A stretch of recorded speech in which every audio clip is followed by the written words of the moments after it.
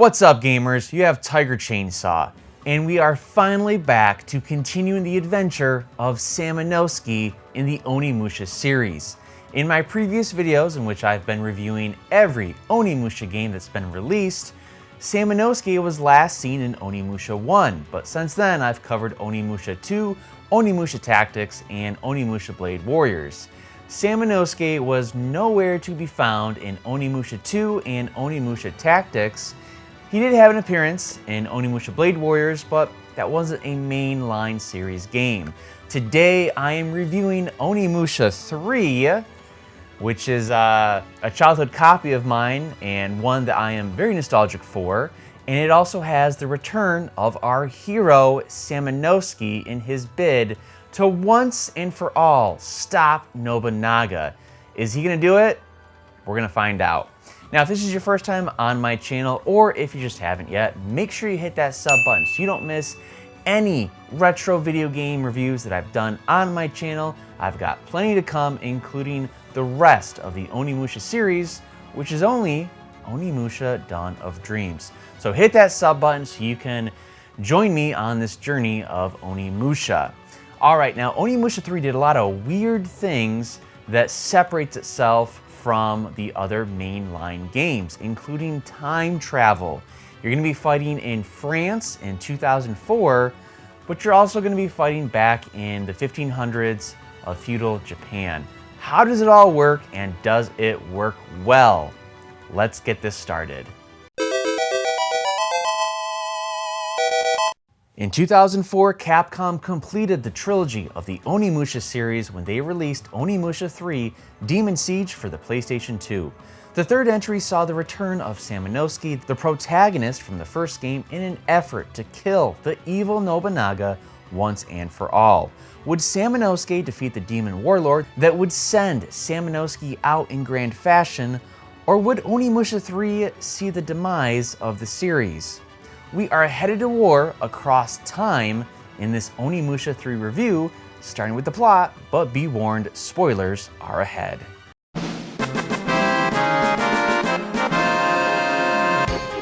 Our hero, Samanowski, has returned after disappearing without a trace for over 10 years since he first fought the demon lord Fortinbras.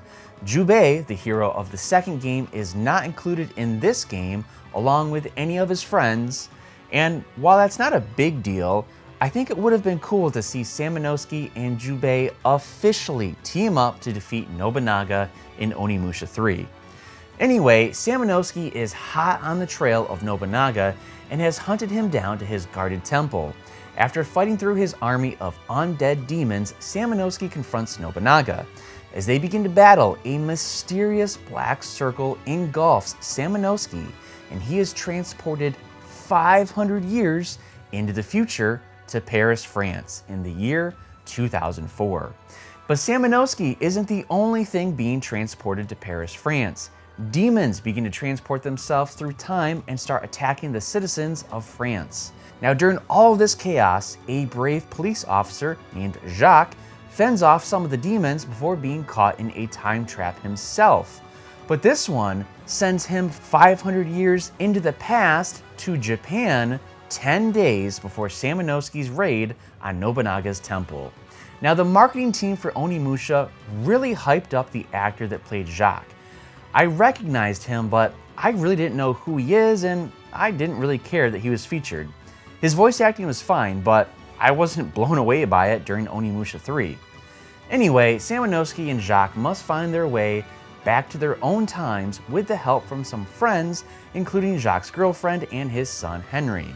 Normally, I find kids in video games really annoying, but Henry, he was okay. Now, with the help from the demon scientist Guildenstern, do you guys remember him from the first game? The demons have built a time-traveling device and sent demons to attack the time period that they thought would most benefit them. I'm not really sure why 2004 was the year to strike, but that's what they chose. And yes, you do get to kill Guildenstern, and yes, it feels great. I've been wanting to kill this demon since the first Onimusha game, but you never fight him. But in Onimusha 3, that all gets remedied. I thought he was a great villain, and I'm happy to say he is a fightable boss. In the end, Samanowski does defeat Nobunaga with the help from Jacques, and Jacques does go back to his time period. After the credits, a new Japanese warlord is riding on his horse, and he declares that it's now his turn to start his reign. I wonder where that leads to. Onimusha Dawn of Dreams, anyone? Well, you'll have to stay tuned for that review.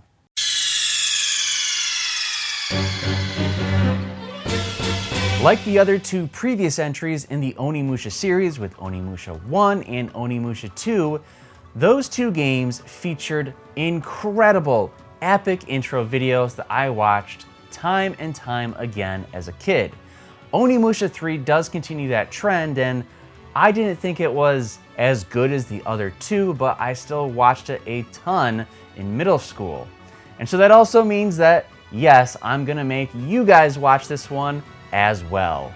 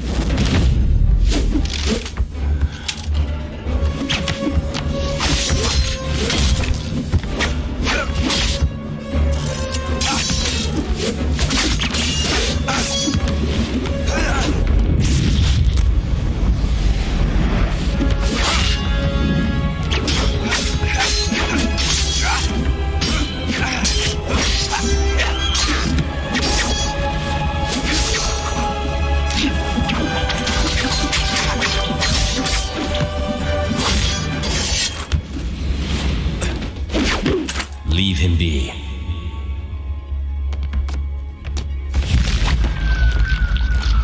I'll take care of him. Galiganto. We meet again, Samanosuke. You shall not meet Nobunaga.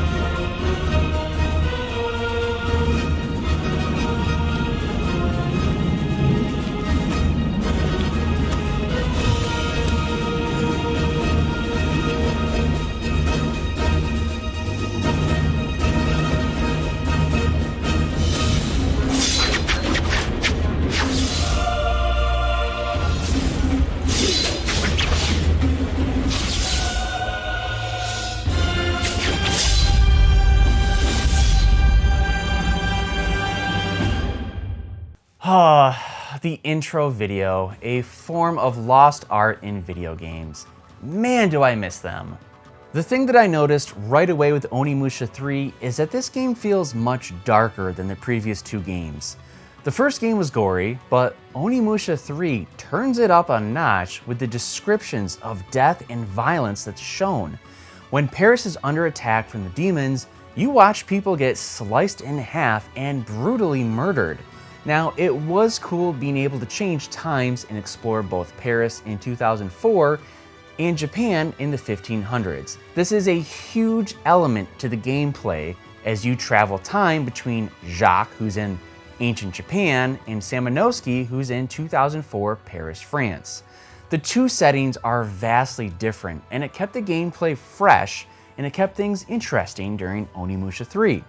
When I played as Samanovsky in the city, I got vibes of Resident Evil with the crashed vehicles on fire and the demons walking around. Now that makes sense, obviously Capcom is tremendous at this atmosphere. Switching eras was a really smart move by Capcom, and it was even better that you played as a police officer in the 1500s in Japan and a samurai in 2000s France. Each environment was fun to explore, but I will say I thought the graphics were not as polished as they were in Onimusha 1 and 2. Some of the pre-rendered environments looked a little bit more pixelated than previous games. Throughout your journey, just like the previous installments, you will level up your weapons by collecting the souls of the enemies that you defeat. I did like that every game had different weapons to try out, and even Jacques had to fight demons in hand-to-hand combat, except for his finishing move, which was his pistol, and that was awesome. For the first time in the series, however, I favored the heavy weapons during Onimusha 3 instead of the faster paced swords. I don't know, I think it was just a little bit easier for me to break the guard of the demons with the heavier weapons. Another new aspect in this series with Onimusha 3 is this cute little fairy. To help you on your quest is a cute little Tengu, and I think I'm saying that right. Essentially, a Tengu is a fairy, and she's named Eiko, who is super helpful in a few different ways. The first is that she can transport items between Samanovsky and Jacques, and you'll need to use this feature to solve the puzzles in Onimusha 3. The puzzles were well crafted in Onimusha 1 and 2, and I'm happy to say Onimusha 3 had some awesome puzzles to it. Much of the puzzles will actually require Samanovsky and Jacques to work together 500 years apart. It's a neat idea for the most part, and it worked out really well. There may be an important item that's lost in one time period or is broken, but it's perfectly fine in the other time period. You'll be able to send Eiko through time with the item to deliver it to the party that needs it. As mentioned, she's not just good for transporting items. She also wears vests. And that sounds boring, right? But these vests are magical. Depending on the color of the vest, you'll have different perks. Some include being able to suck up souls faster, turning all the souls red, having souls come out of an enemy every time you strike them, and having healing powers and less magic consumed when you use them. These perks came in extremely helpful during Onimusha 3, especially the white vest that healed you if you didn't move. Every time that I battled, if I was damaged, I equipped that white vest and had Eiko heal me. It was slow, but it was better than wasting a healing item on me. I saved all of those healing items for serious boss fights. In the end, I had stockpiled like 20 healing items for the final fight, and I was very well prepared. In some missions, you'll have a partner tag along, which was fine because they do help you out when you fight, but afterward is when I have a real issue with them. No matter who it is, they often stand in your way. In the sewers, when I was Samanovsky, Michelle would constantly be in my way, and I'd have to continuously run into her to push her out of the way. It was annoying. I wish they addressed this. But it wasn't just Michelle that was getting in my way. This happened with almost every partner I had. Another point of frustration was attacking enemies on stairs. I didn't have any issues in the first two games, but with Onimusha 3, I often found myself missing the strikes when demons were above or below me on the stairs. I'm not talking about 5 stairs up, I'm talking about 1 stair up or down. It didn't matter that I was facing them directly, I couldn't hit them until I was on their level. You didn't fight a ton on the stairs, but when I did, I found it frustrating. Remember the Dark Realm from Onimusha 1 and 2, as well as Onimusha Tactics? Well, it's back, and so is that weird, creepy upside-down man who looks like a caterpillar. I remember desperately making my way down the Dark Realm in the first Onimusha, but with the ability to heal after battles with the white vest, this was a breeze for me. I fought all the way through the Dark Realm, no trouble. Now in Onimusha 3, you can go to it at different times, and you'll get unique treasures, but the realm is much more elaborate with multiple paths. It has a map after you beat a floor to see where you are in the realm, and it helps plan on where you want to go. Once again, I unlocked the legendary sword, but I was only able to use it briefly, which was a bummer. Alright, let's talk about the hardest part in the game. Near the end of the game, you have to traverse the Eiffel Tower to stop the demons. This was the most frustrating part because there are time lapses that continue to erupt throughout your path. Now, these enemies that are also on this path, I'll just call them spinners, these are the demons who spin their way towards you and knock you backward. They will do this over and over and over. I was knocked into those stupid time-lapse zones a dozen times before I was able to reach the top of the tower. If you get knocked into one, they transport you to the bottom of the Eiffel Tower, where you have to start all over again. Even if you block the spinning attack, it will still knock you backward. This was a tough challenge. With the final fight against Nobunaga, there wasn't much strategy that went into it. I slashed him to pieces before he transported me to a demon realm where I defeated him. And in the end, Samanowski sucks up his soul into his Oni gauntlet. I thought it was cool, I liked it, and I thought it was a very fitting end to the trilogy. Something that I was missing from Onimusha 2 was the humor. I thought Onimusha 2 was incredible with the humor and the characters, and I never thought that it would be the crown jewel in the series without Samanowski, but I really missed that humor in the third game. Onimusha 3 was so much darker, and it lacked any comic relief that made the second game so great. Eiko is the closest thing to comic relief, but she's just more cute than she is funny.